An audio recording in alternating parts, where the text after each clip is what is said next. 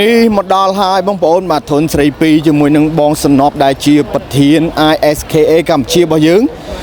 បាទទោះបីការប្រកួតនៅខាងឥណ្ឌូនេស៊ីមានការខកខានឥឡូវនេះយើងមកដឹងវាំងនូនខ្មៅនៅក្រោយពីការខកខានការប្រកួតភ្លាមតែម្ដងបាទឥឡូវនេះយើងមកស្ដាប់ប្រសាសន៍របស់បងសំណប់ទាំងអស់គ្នាហើយបងប្អូនយល់បែបណាដែរសួរបងប្រុសតាមសួរទី2ទៅកម្ពុជាយើងវិញហើយបងគេថាទៅមួយជើងនេះដូចជាមកយេបងមិនដែរបងទៅស្រុកគេអូខេអរគុណបងប្អូនយើងអ្នកសារព័ត៌មានហើយនឹងជំរាបសួរសាធារណជននិងអ្នកគ្រប់គ្រងគុណខ្មែរទាំងអស់គ្នាមុននឹងនិយាយពីការអខានមូលហេតុអីនេះខ្ញុំចង់និយាយពីដំណើរនៃការទៅឥណ្ឌូនេស៊ីជាពិសេសកោះបាលីថ្ងៃហ្នឹងជាពិសេសសិនលើកនេះជាពិសេសសិនគឺបើយើងបានវាយល្អមែនតើបើយើងបានវាយគឺល្អមែនតើដោយសារតែនៅកោះបាលីហ្នឹងសិតតែភ្ញៀវទេសចរបរទេសហើយពេលដែល event នឹងចាប់ផ្ដើមប្រកួតហ្នឹង 90% ភ្ញៀវទេសចរបរទេសឲ្យច្រើនមែនតើទាំងការធ្វើដំណើរដោយសារយើងធ្វើដំណើរតាមជើងហោះទាំងទៅពីពេញយើងចុះនៅកូឡាឡាំពួរចេញពីកូឡាឡាំពួរទៅបាលីហើយនឹងការហូបចុកហូបយើងដេកហូតែលលំដាប់ដែរយើងមានអាហារពេលព្រឹកថ្ងៃល្ងាចយើងជ្រើសរើសការហូបចុកផ្សេងទៀតរបស់យើងអញ្ចឹងដូចថាមើលទៅរលូនណាហើយសួរអាពីនេះក៏ដូចគ្នាសួរខាងកម្លាំងមិនដែរមើលទៅដូចកម្លាំងពេញមុខស្រស់ស្រាយអីចឹងទៅហើយយើងដូចរឿងសង្ឃឹមបែចាញ់ឈ្នះខ្ញុំមិនដឹងថាដឹងតែប្រកួតល្អប៉ុន្តែវាជាអកុសល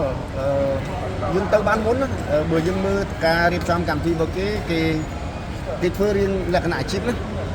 គេមានទាំងក្រុមថតវីដេអូគេមានទាំងក្រុមសភាគេមានទាំងក្រុមថតរូបហ្វិចរូបអីហើយគេធ្វើវីដេអូសម្រាប់ការផ្សាយចាក់ VTR ហ្នឹងសម្រាប់ផ្សាយហ្នឹងគឺគេធ្វើអាជីពអីដែលខ្ញុំដោយសារខ្ញុំធ្លាប់ធ្វើការងារទូដែរគឺគេធ្វើអញ្ចឹងខ្ញុំរំភើបគាត់ថាល្អមែនទែនប៉ុន្តែវាចៃដន្យអីថ្ងៃប្រកួតយើងនៅហ្វីលីពីនដើរលើសយើង1ម៉ោងការប្រកួតរបស់គេគឺម៉ោង7ទៅឥណ្ឌូឯងបងសំទោសនៅឥណ្ឌូនេស៊ីហ្នឹងម៉ោង7យើងម៉ោង6យើងដើរមកកន្លែងស្នាក់នៅរបស់យើងហើយនឹងកន្លែងវាយហ្នឹងប្រហែលជាហើយកន្លះគីឡូចុះបាទតែខ្ទង់កន្លះគីឡូនេះយើងដើរទៅដូចហាត់ប្រាណបងទៅដល់យើងអង្គុយអីអត់ដឹងទាំងអស់គ្នាមកស្ទូប្រហែលយើងចិត្តដល់ម៉ោងវាយហើយអ្នករៀបចំកម្មវិធីថាមានបញ្ហាគឺមានបញ្ហាហើយគាត់សុំទោសយើងកំហុសថាមកពីគាត់ខ្លះក៏ប៉ុន្តែតិចខិតខំប្រឹងប្រែងមកគាត់ចង់ឲ្យមានការប្រកួតមែនតើមានប៉ូលីសទៅច្រើនប៉ូលីសទៅកន្លែង event ហ្នឹងណាប៉ូលីសទៅអង្កេតទៅចាំឃ្លាំមើលគឺគេហាមដាច់ខាតការប្រកួតលក្ខណៈអន្តរជាតិ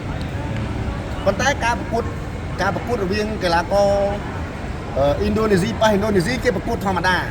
នៅថ្ងៃហ្នឹងមានការប្រកួត15គូទី1ដល់គូទី5គឺជាការប៉ះគ្នារវាងឥណ្ឌូនេស៊ីប៉ះឥណ្ឌូនេស៊ី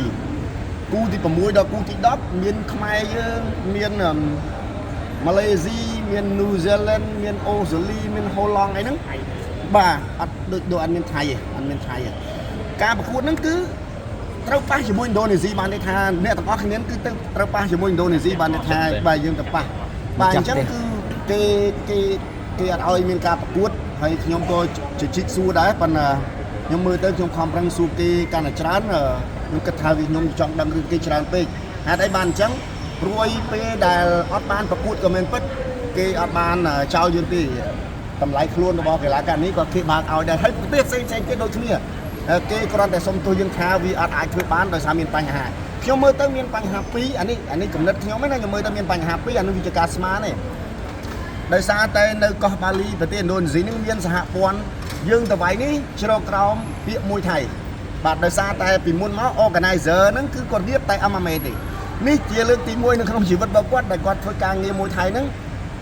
ដោយគាត់សហការជាមួយនឹង Knee of Fury ហ្នឹងគឺកម្មវិធីហ្នឹងគេធ្លាប់ធ្វើនៅNew Zealand ធ្លាប់ធ្វើនៅអូស្ត្រាលីហើយបងប្អូនយើងប្រហែលជាខែ7នេះឃើញកីឡាករយើងមួយចំនួនទៅ New Zealand ហ្នឹងឬក៏ទៅ New Zealand ហ្នឹងគឺទៅវាយកម្មវិធីហ្នឹងឯងបាទហើយគាត់ស្គាល់ខ្ញុំហើយគាត់ក៏ប្រាប់ការងារមួយចំនួនថ្ងៃក្រោយយើងអាចធ្វើការងារគ្នាបានអញ្ចឹងមានស្ថាប័នមួយថៃហ្នឹង2អញ្ចឹងបើតាមខ្ញុំដឹងក្នុងចំណោម2ហ្នឹងគាត់សុំតែមួយគាត់សុំគេតែមួយ ហើយប្រហែលជាមួយទៀតហ្នឹងគេមិនសប្បាយចិត្តមួយទៀតហ្នឹងក៏ររឿងប្រហែលទេណាខ្ញុំប្រើភាសាសុំស្អីដែលជាការបញ្ចេញមតិនេះគឺជាការលើកឡើងរបស់ខ្ញុំទេអញ្ចឹងប្រហែលជាគេមិនសប្បាយចិត្តទី1ទី2ដោយសារតែកម្មវិធីដែលគាត់រៀបហ្នឹងនិយាយអស់វិញនៅឥណ្ឌូនេស៊ីខ្ញុំថាឥណ្ឌូនេស៊ីតែម្ដងទៅមករៀបកម្មវិធីអញ្ចឹងខ្ញុំថាអត់មានអ្នកគេរៀបធំជាងគាត់ទេដោយសារខ្ញុំធ្លាប់ទៅឥណ្ឌូនេស៊ីច្រើនដងដែរ ជាកម្មវិធីហ្នឹងគេធ្វើហ្នឹងលើកទី1ឬក៏គេធ្វើជាលក្ខណៈមួយខែម្ដងឬក៏មួយឆ្នាំម្ដង ជាទូទៅគាត់ធ្វើយ៉ាងហោច2ខែម្ដងប៉ុន្តែគាត់ធ្វើតែ MMA ទេ